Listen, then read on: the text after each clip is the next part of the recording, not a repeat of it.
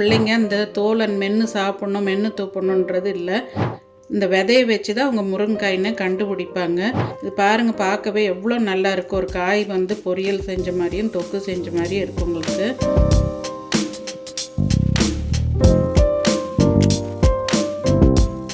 Hi friends, நான் உங்கள் GS family. எல்லோரும் நல்லா இருக்கீங்களா? எங்களுக்கு தொடர்ந்து ஆதரவு கொடுத்து வர எல்லா நல்ல உள்ளங்களுக்கும் ரொம்ப நன்றிங்க. பார்த்திங்கன்னா, நான் இன்றைக்கி குழந்தைங்க அதிகமாக முருங்கைக்காய் வந்து சாப்பிட மாட்டாங்க. அதை வச்சு குழந்தைங்க சாப்பிட்ற மாதிரி எப்படி டிஷ் ரெடி பண்ணுறதுன்றது சொல்கிறேன். நல்ல சதையுள்ள முருங்கைக்காயை வாங்கிக்கோங்க. முருங்கைக்காய் சீசன் இருக்கும்போதே ட்ரை பண்ணி பாருங்கள். அதுக்கப்புறம் பார்த்திங்கன்னா, பெரிய வெங்காயம், அதுக்கப்புறம் தக்காளி, உங்களுடைய தொக்குக்கு தகுந்த மாதிரி அளவு எடுத்துக்கோங்க. அதுக்கப்புறம் மல்லித்தலை, கருவேப்பிலை, பெருங்காயத்தூள். நான் வந்து இந்த காய் அளவாக இருக்கிறனால இவ்வளோ தான் எடுத்துருக்கேன். இதே நீங்கள் சின்ன வெங்காயம் வேணுனாலும் எடுத்துக்கலாம். இதே வதக்கி நீங்கள் அரைக்கிறதுனால அரைச்சிக்கலாம். அதுக்கப்புறம் பார்த்திங்கன்னா, இஞ்சி பூண்டு பேஸ்ட்டுங்க. அதுக்கப்புறம் நம்மளுடைய காமனான இந்த சாம்பார் பொடி தான் போட்டு செய்ய போகிறேன். அப்புறம் கடுகு, உளுந்து, சீரகம், தாளிக்க, மஞ்சத்தூள். பார்த்திங்கன்னா, இதை நான் நல்லெண்ணெயில் தான் செய்ய போகிறேங்க. ரொம்ப டேஸ்ட் நல்லா இருக்கும். குழந்தைங்களுக்கு இது முருங்கைக்காய்ன்றது கண்டுபிடிக்க முடியாதுங்க. அந்த அளவுக்கு நாம் ரெடி பண்ண போகிறோம். சில பேர் வேக வச்சு அந்த சதையை எடுத்து செய்வாங்க. நான் இந்த மெத்தடில் தான் செய்வேங்க. வேக வச்சா நம்மளுக்கு அந்த நாரெல்லாம் உறிஞ்சி வரும். அந்த நார் இருக்கும்போது குழந்தைங்க சாப்பிட மாட்டாங்க. நான் குழந்தைங்களுக்கு மெயினாக வச்சு தான் இந்த டிஷ் பண்ணுறேன். பெரியவங்க நம்ம சாப்பிட்டுக்குவோம். வாங்க இதை எப்படி செய்கிறதுன்றதை பார்ப்போம்.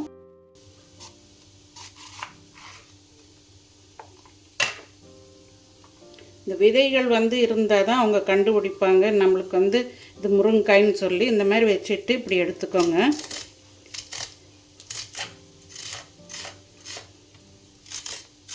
லெத்தாக வந்ததுன்னா நீங்கள் கொஞ்சம் கட் பண்ணிக்கலாங்க. நிறைய பேர் வேக வச்சு தான் எடுப்பாங்க. நான் இந்த மெத்தடில் தான் செய்வேங்க. வெங்காயம், தக்காளி வதங்கும் போது இதுவும் சேர்ந்து வதங்கிடும்.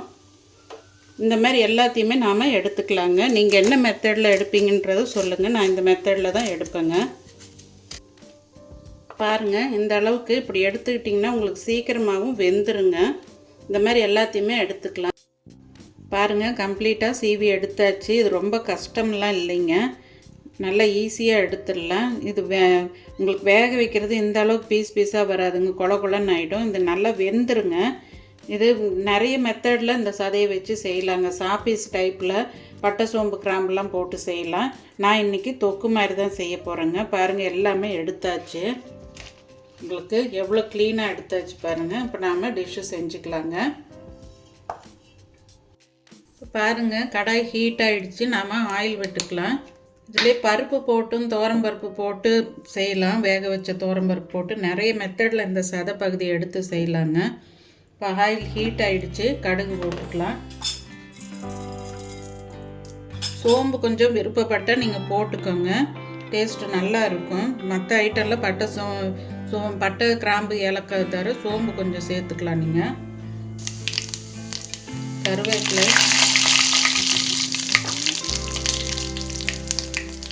அதுக்கப்புறம் பார்த்திங்கன்னா வெங்காயம் போட்டுக்கலாம்.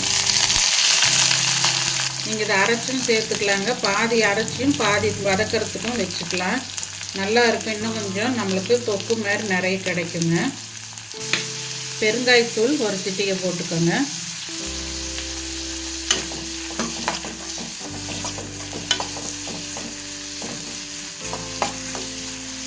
இப்போ இது வதங்கிறதுக்கு கொஞ்சமாக சால்ட் போட்டுக்கலாங்க.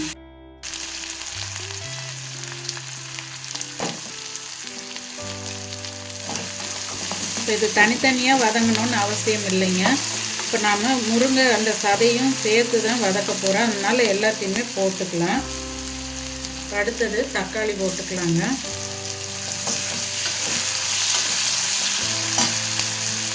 பாருங்கள் எந்த அளவுக்கு வந்திருக்குன்ட்டு. நாரே இல்லை பாருங்கள். இதில் எல்லாம் ஒன்று சேர்ந்து வதங்கி வந்துடுங்க உங்களுக்கு. நாம் எல்லா பக்கமும் ஈவனாக கலந்து விட்டுடலாம். இது அப்படியே நல்லா வதங்கட்டுங்க. சால்ட்டு போட்டிருக்கனால நல்லா வதங்கிடும். எங்கேயுமே இந்த நார் வராமல் தான் நம்ம எடுத்துருக்குறோம். இப்போ இது வதங்கட்டுங்க. கொஞ்சம் பாருங்கள், நல்லா வதங்கி வந்துருச்சு. இப்போ இதில் இஞ்சி பூண்டு பேஸ்ட்டு போட்டுக்கலாங்க. சும்மா கொஞ்சமாக போட்டுக்கோங்க. அடுத்தது மஞ்சத்தூள். அரைச்சி போடும்போது இன்னும் கொஞ்சம் உங்களுக்கு எல்லாம் ஒன்றா சேர்ந்து வரும்போது உங்களுக்கு முருங்கை சதை மட்டும்தான் தனியாக தெரியும். மீதி எல்லாம் வெங்காயம் தக்காளிலாம் தொக்காக இருக்கும். நமக்காகவே அரைச்சி தான் செய்வேங்க. இன்றைக்கி இந்த மெத்தடில் செஞ்சுருக்கிறேன். இப்போ இது கொஞ்சம் வேகிறதுக்கு சுடுதண்ணி ஒரு 1/2 டம்ளர் அளவுக்கு விட்டுக்கிறேங்க. கொஞ்சமாக தானே இருக்குது, போதுங்க. நல்லா தொட்டு சாப்பிட்றதுக்கு நல்லா இருக்குங்க. இதோட பெரியவங்க கலந்து சாப்பிட்றீங்கன்னா பச்சை பட்டாணி வேக வச்சதை போட்டுக்கலாம். 2 விசில் விட்டு நைட்டே ஊற வச்சதை நீங்கள் பச்சை பட்டாணி போட்டுக்கலாம், உருளைக்கிழங்கும் போட்டுக்கலாம். இதோட நீங்கள் கத்திரிக்காயும் நல்லா நைஸாக அரிஞ்சு போட்டுக்கலாம். இதே மாதிரியே நம்மளுக்கு அது சீவ முடியாதனால ரொம்ப பொடிசாக நம்ம இந்த பஜ்ஜி எல்லாம் கடைவோம் இல்லைங்களா, அந்த மாதிரி போட்டுக்கலாம். ரொம்ப நல்லா இருக்குங்க டேஸ்ட்டு ரெண்டும் கலந்து செய்யும்போதும். இது இப்போ கொஞ்சம் வேகட்டுங்க. நம்மளுக்கு ரொம்ப நேரம் பிடிக்காதுங்க இந்த டிஷ்ஷுக்கு. பாருங்கள், ரெடி ஆகிடுச்சு. ஆயிலெலாம் பிரிஞ்சு வந்துருச்சு.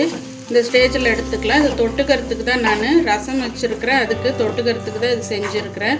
சப்போஸ் சப்பாத்தி பூரி இல்லை தோசைக்கெலாம் தொட்டுக்கிறதா இருந்தால் இன்னும் கொஞ்சம் நீங்கள் அந்த ஈரப்பதம் இருக்கும்போதே இறக்கிடுங்க, கிரேவி மாதிரி இறக்கிடுங்க. இப்போ டிஷ்ஷு ரெடி ஆகிடுச்சுங்க. மல்லித்தலை தூவிக்கலாம். எடுத்து வச்சா 1-2 தக்காளி போட்டுட்டு மல்லித்தலை போட்டுட்டு டிஷ்ஷு ரெடிங்க. நல்ல வாசனையாக இருக்குதுங்க. எப்போவுமே முருங்கைக்காய் சாம்பார் வச்சாலும் அதில் என்ன செஞ்சாலும் நல்ல வாசனையாக இருக்குங்க. நாங்கள் பார்த்திங்கன்னா முருங்கை சதை காய வச்சதும் நாங்கள் சாம்பார் பொடியில் போட்டு அரைச்சிட்ருக்குறோங்க. அது ரொம்ப இன்னும் டேஸ்ட்டாக இருக்கும். உங்களுக்கு சீசன் இல்லாதப்பையும் முருங்கைக்காய் போட்ட மாதிரி ஒரு எஃபெக்ட் உங்களுக்கு கிடைக்குங்க. வாங்க, இப்போ டிஷ்ஷு ரெடி ஆகிடுச்சு. பாருங்கள், டிஷ்ஷு ஃபைனலாக ரெடி ஆகிடுச்சு. சூப்பராக இருக்குங்க. இது எந்த ஒரு பிள்ளைங்க அந்த தோலை மென்று சாப்பிட்ணும் மென்று தூப்பணுன்றது இல்லை. அப்படியே எடுத்து ஒரு ஸ்பூன் சாப்பிட்டாங்கனாலும் அவங்களுக்கு ரொம்ப பிடிக்குங்க. இந்த விதையை வச்சு தான் அவங்க முருங்கைக்காயின்னு கண்டுபிடிப்பாங்க. இது குக்கரில் வேக வச்சுட்டு எடுக்கும்போது இந்த அளவுக்கு தொக்கு செய்ய முடியாதுங்க. ரொம்ப கொலன்னு ஆகிடும். இது பாருங்கள், பார்க்கவே எவ்வளோ நல்லா இருக்கும். ஒரு காய் பொரியல் செஞ்ச மாதிரியும் தொக்கு செஞ்ச மாதிரியும் இருக்கும். உங்களுக்கு சூப்பராக இருக்குங்க. இதே மாதிரி நீங்களும் ட்ரை பண்ணி பார்த்துட்டு எப்படி வந்ததுன்னு சொல்லுங்கள். நீங்கள் என்ன மெத்தடில் செய்வீங்கன்றது சொல்லுங்கள். இந்த சதையை வச்சு நிறைய டிஷ்ஷஸ் பண்ணலாங்க. இப்போ நான் இதுதான் செஞ்சு காட்டியிருக்கிறேன். உங்களுக்கு பிடிச்சிருக்கான்னு சொல்லி லைக் பண்ணுங்கள், ஷேர் பண்ணுங்கள், சப்ஸ்கிரைப் பண்ணுங்கள். என்னுடைய வீடியோஸ் பிடிச்சிருக்கான்ட்டு சொல்லுங்கள். அடுத்த ஒரு வீடியோவில் பார்ப்போம். பாய்.